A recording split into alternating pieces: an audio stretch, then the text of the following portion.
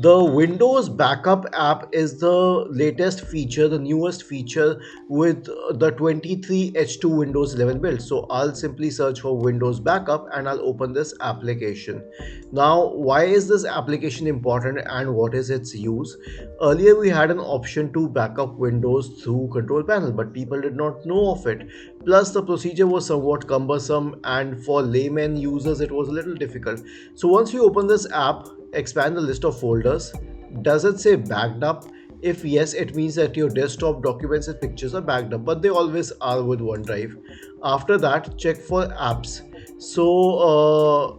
Are your apps backed up? This means if you right click on the start button and select settings and go to apps and check installed apps, so are all of these apps backed up, or each and every app that you have on your system?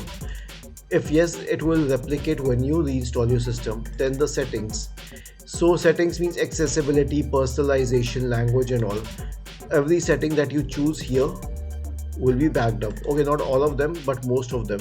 And the credentials, most importantly, your Wi-Fi password, your Microsoft account password, so that when you reset your computer, you do not need to enter all of these again. Now, how do we use this app?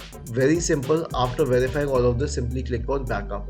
But in some cases, you may be asked to verify your account.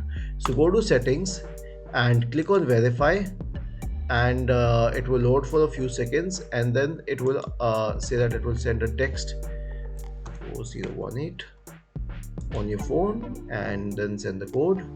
And if it matches, then you will be receiving a code. I just got a code, I'll enter it here.